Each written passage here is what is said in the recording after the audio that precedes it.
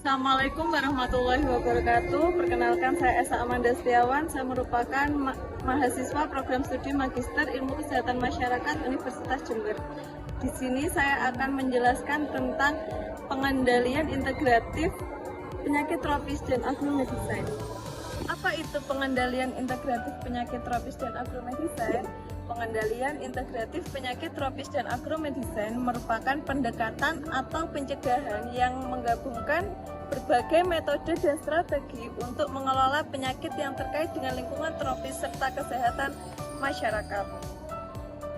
Yang kedua, ada pengendalian integratif penyakit tropis dan agromedicine melibatkan beberapa pendekatan.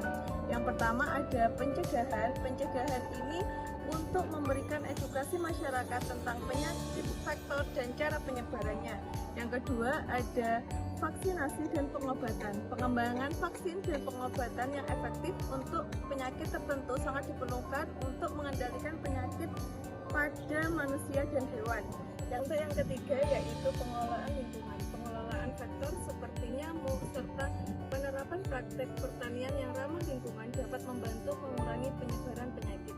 Dan yang keempat, kesehatan hewan. Pemantauan dan pengendalian penyakit pada hewan ternak yang penting untuk mencegah penularan penyakit.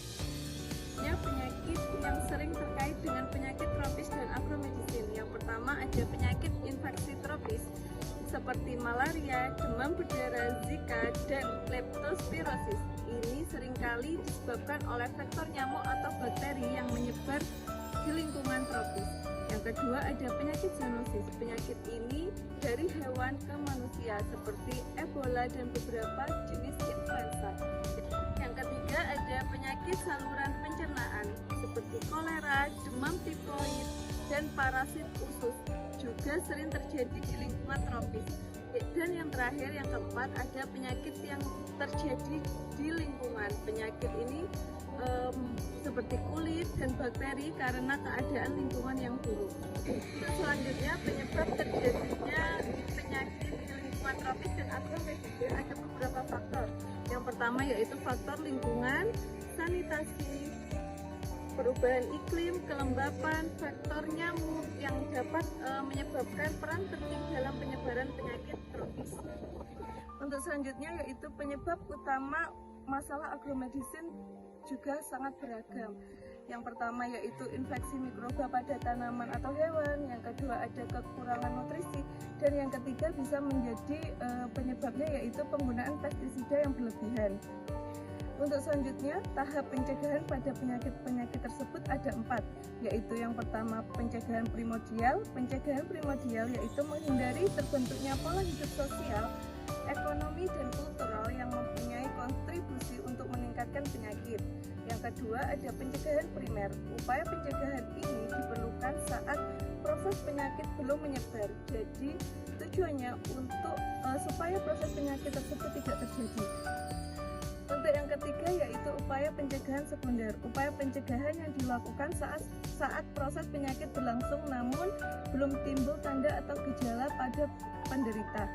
Tujuannya yaitu penyakitnya agar tidak berlanjut. Yang keempat yaitu pencegahan tersier. Pencegahan yang dilakukan saat proses penyakit sudah berlanjut dengan tujuan untuk mencegah dan mengembalikan penderita ke status sehat. Pengendalian sangat penting untuk penyakit tropis dan agromedicine karena dampaknya luar biasa terhadap kesehatan manusia, lingkungan, dan pertanian.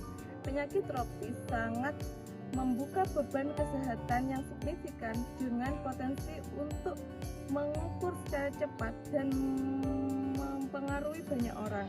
Di bidang agromedicine, praktik pencegahan diperlukan untuk melindungi tanaman, hewan ternak, dan kesehatan manusia. Dengan penerapan praktik yang berkelanjutan, penggunaan pestisida yang bijaksana, serta pemantauan kesehatan hewan ternak, kita bisa mencegah dan mengendalikan penyebaran penyakit serta kerugian yang dilakukan. Sekian penjelasan saya tentang pengendalian integratif penyakit tropis dan agromedicine. Terima kasih dan wassalamualaikum warahmatullahi wabarakatuh.